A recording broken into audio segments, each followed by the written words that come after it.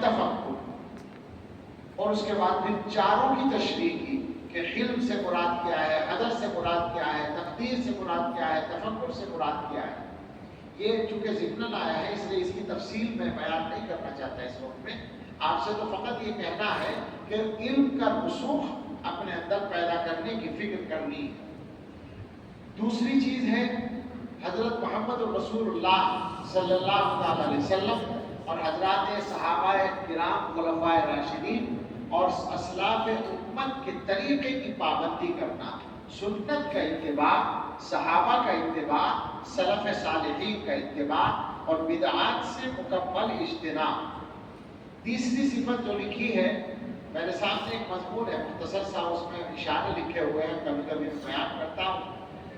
اللہ رب العزت کی خشیت، اللہ تعالیٰ کا خوف، وہ آیت سب کو یاد، اور علماء ہی نے اس کی تفسیر یہ کی ہے، جن کو باقاعدہ علماء کہنا چاہیے، انہوں نے تفسیر کی ہے کہ اس کا مطلب یہ ہے کہ علماء وہ ہیں جو اللہ سے ڈرتے ہیں، علماء ہی ڈرتے ہیں اللہ سے۔ اس کا مفہوم یہ ہے کہ علماء انہی لوگوں کو کہا جائے گا جو اللہ تعالیٰ سے ڈرنے والے ہیں، تو اللہ کی خشیت ہو۔ چوتھی صفت صبر اور یقین، ان دونوں صفات کا تذکرہ قرآن کریم کی ایک آیت میں آیا ہے۔ اللہ تعالیٰ نے بنی اسرائیل کے علماء کا ذکر کیا، وَلَقَدْ آتَيْنَا مُوسَى الْكِتَابَ فَلَا تَكُنْ فِي مِرْيَةٍ مِّن لِقَائِهِ وَجَعَلْنَاهُ هُدًى لِبَنِي إِسْرَائِيلَ وَجَعَلْنَا مِنْهُمْ أَئِمَّةً يَهْدُونَ بِأَمْرِنَا، ہم نے بنی اسرائیل میں سے کچھ لوگوں کو ائمہ بنایا کہ وہ ہمارے حکم سے رہنمائی کرتے تھے، لَمَّا صَبَرُوا وَكَانُوا بِآيَاتِنَا يُوقِنُونَ، جب انہوں نے صبر کیا اور وہ ہماری آیتوں پر یقین رکھتے تھے۔ تو اس کا مطلب یہ ہے کہ یہ جو مقام ہے امامت کا،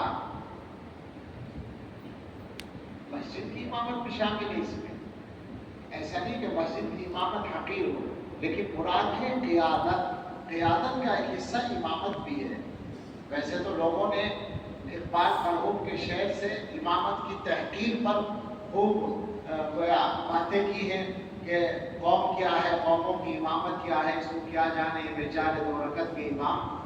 ٹھیک ہے، اقبال صاحب نے کہہ دیا، لیکن اقبال صاحب کی ہر بات تو قرآن نہیں ہے، بلکہ کوئی بھی بات قرآن نہیں ہے، وہ تو انہیں کا کلام ہے، وحی الہی تھوڑی ہے، اور ساری باتیں صحیح ہیں، کہیں غلطی بھی ہو سکتی ہے۔ ان کا جو طنز ہے اصل میں وہ انہی لوگوں پر ہے جو گویا علم میں صحیح نہیں رکھتے اور سنت پر قائم نہیں ہوتے، بدعات میں مبتلا ہوتے ہیں، اور 2 رکعت پڑھا کر یہ سمجھتے ہیں کہ وہ کوئی بہت بڑی شخصیت ہے، بڑی قیادت کر رہے ہیں۔ ایسے لوگوں پر ان کا طنز ہے، لیکن اس سے تحقیر امامت لازم آتی ہے، وہ غلط ہے، اور یہ استدلال نہیں ہونا چاہیے۔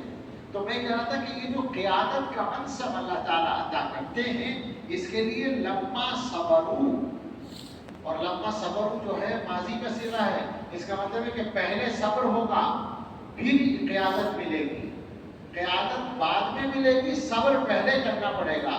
ہم لوگ یہ سوچتے ہیں کہ کچھ بھی نہ کرنا پڑے اور لیڈر بن جائے، کچھ بھی نہ کرنا پڑے اور قائد بن جائے، نہیں، صبر پہلے۔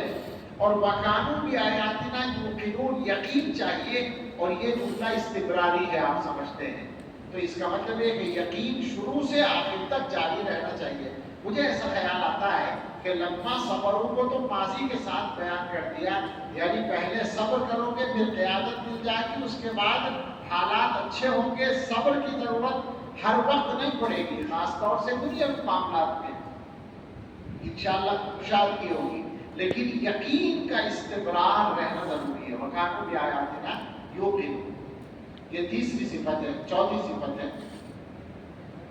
اور 5ویں چیز ہے علم کے تقاضے پر عمل کرنا، علم جو کہہ رہا ہے اس پر عمل کرنا۔ یہ ایک مزاج ہونا چاہیے آدمی کا کہ کوئی بھی معاملہ پیش آئے، دین کا یا دنیا کا، تو ہم یہ دیکھتے ہیں عام طور پر جو علماء کہلانے والے لوگ ہیں وہ بھی اپنی ذاتی خواہشات سے جہاں معاملہ ٹکراتا ہے تو وہاں عام آدمیوں کی سطح پر آ جاتے ہیں، اس کی گنجائش نہیں ہے۔ علم کے تقاضے پر عمل۔ نمبر 6، اپنا ذاتی مطالعہ اور گہرائی کے ساتھ پڑھنا علم کو بڑھانے کے لیے یہ مسلسل جاری رہنا چاہیے. اس پر میں بہت بولتا ہوں، آپ لوگوں نے سنا بھی ہوگا، لیکن اس وقت اس کی تفصیل میں جانے کا موقع نہیں ہے. نمبر 7، لوگوں کی تربیت علم کی روشنی میں کرنا، لوگوں تک علم کو پہنچانا اور ان کی تربیت کرنا، جہاں جس کو جیسا موقع ملے. یہ ایک بہت اہم ذمہ داری ہے. ہم لوگوں کا عام طور پر جو مزاج بنا ہوا ہے وہ یہ ہے کہ کوئی ہمارے پاس آتا ہے تو ہم اس کو سکھاتے ہیں. یہ مدرسے سے بنتا ہے مزاج. مدرسے میں طلبہ خود آتے ہیں تو ہم ان کو پڑھا دیتے ہیں. اب ہم سے پڑھنے والوں کا بھی یہی مزاج بنتا ہے کہ ان کے پاس جو آتا ہے وہ پڑھا دیتے ہیں. یہ جو ہمارے تبلیغی جماعت والے بھائی کہتے ہیں کہ بے طلب لوگوں کے پاس جاؤ، تو یہ ایک بہت اہم نکتہ ہے، ایک اہم بنیاد ہے. اور اس نکتے پر عمل ساری جماعتیں کرتی ہیں، باطل جماعتیں بھی کرتی ہیں. باطل جماعتوں کے پاس طلب لے کے کون جا رہا ہے؟ ان کے پاس رکھا کیا ہے؟ وہ تو اپنا کھوٹا سکہ چلانے کے لیے اور زیادہ محنت کرتے ہیں. تو یہ مزاج ہم لوگوں کا بھی ہونا چاہیے کہ ہم اقدامی طور پر لوگوں کی تربیت کا کام کریں. نمبر 8، حکمت ہمارے مزاج میں ہونی چاہیے. قرآن کریم میں حکمت جو ہے وہ دین کے بہترین اصولوں میں شمار ہوئی ہے، اور دین کی تبلیغ کے اور دین کی دعوت کے اور دین کو پھیلانے کے جو اصول بیان کیے گئے ان میں حکمت ہے. اس کو اچھی طرح سمجھیں اور سیکھنے کی کوشش کریں. نمبر 9، حلم ہونا چاہیے مزاج میں، بردباری ہونی چاہیے، ہلکا پٹنا ہو اور ہر معاملے میں عام لوگوں کی سطح پر آنے کا مزاج نہ ہو، برداشت کا بھی مزاج ہو.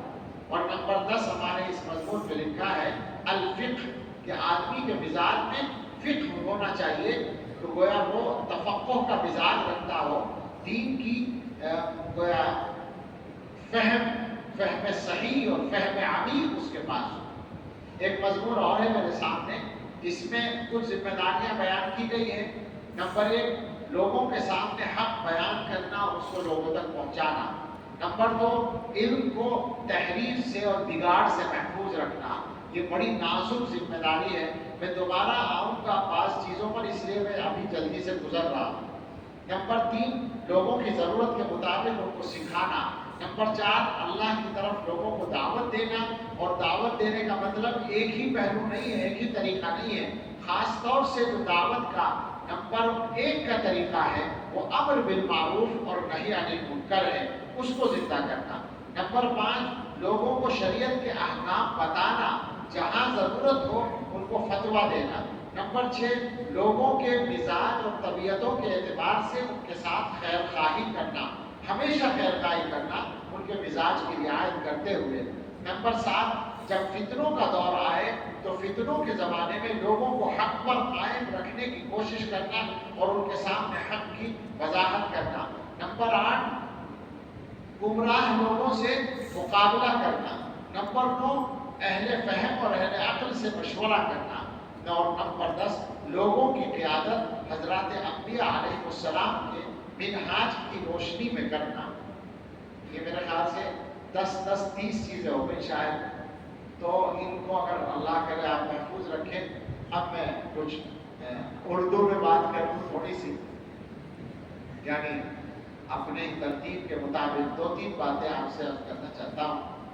چونکہ ہماری جو یہ دور حدیث کی ملاقات ہے تو یہ اس وقت ہے، ویسے تو ابھی انشاءاللہ پورا سال پڑھیں گے، اور اس کے بعد ایک بڑی تعداد وہ ہوگی جو چلی جائے گی دارالعلوم سے.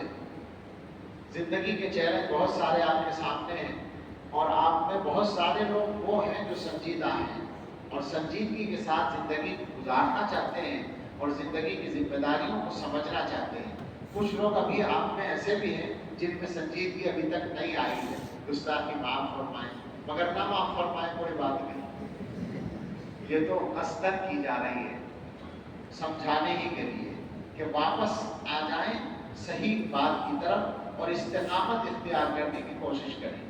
لیکن بہرحال ایک بڑی تعداد ہے، اور اس وقت وہ سبھی ایک خاص انداز پر کیفیت کے ساتھ ہیں، اس لیے امید ہے کہ بات پہنچ جائے گی. تو اس لیے پہلی گزارش یہی ہے کہ علم مضبوط کرنے کی کوشش کریں، رسوخ رسوخ فی العلم جس کو کہا جاتا ہے، عام طور سے اس زمانے میں ہم لوگوں کا جو سب سے بڑا مسئلہ ہے وہ علم کا سطحی ہونا ہے، سطحیت ہے، یعنی کام چلاؤ۔ ایک لفظ میں بولا کرتا ہوں اس جگہ پر کہ عام طور سے ہم جگاڑ بن رہے ہیں۔ جگاڑ تو سمجھتے ہیں نا، سبھی لوگ سمجھتے ہوں گے، یعنی کام چلانے والی چیز۔ سارے کام ہم کر لیتے ہیں، جو ہمارے بڑے کرتے تھے ہم بھی کر لیتے ہیں۔ ہم سے کہا جائے کوئی سبق پڑھانا ہے پڑھا لیتے ہیں، ہم سے کہا جائے تقریر کرنی ہے کر لیتے ہیں، کتاب لکھنے کا نمبر آئے تو آج کل اور آسانی سے کتاب لکھ لیتے ہیں، کتاب لکھنا تو اور آسان ہو گیا۔ اور صاحب امامت کرنی ہے امامت کر لیتے ہیں۔ جو بھی کام ہے وہ سارے کام ہو رہے ہیں، لیکن جس معیار پر چاہیے وہ معیار نہیں پایا جاتا، یہ ایک مسئلہ ہے۔ تو اس لیے میں کہتا ہوں کہ یہ کام چلاؤ والی جو صورتحال ہے یہ صحیح نہیں ہے۔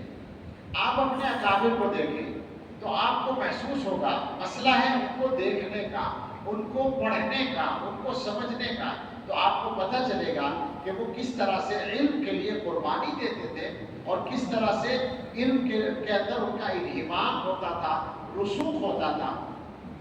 آپ دیکھیں ہمارے یہاں کچھ لوگوں کا علم تو بہت مشہور ہے، جیسے حضرت گنگوہی رحمۃ اللہ علیہ ہیں، بیک وقت دور حدیث کی ساری کتابیں اکیلے پڑھایا کرتے تھے، اور انہوں نے جو کچھ بول رکھا ہے وہ آج بھی پتھر کی لکیر کی طرح ہے۔ ان کی چیزیں مختصر جمع ہیں، مگر صاحب کیا کہتے ہیں، ایسی توجیحات ملتی ہیں کہ مسائل حل ہو جاتے ہیں۔ حضرت نانوتوی رحمۃ اللہ علیہ ہیں، ان کے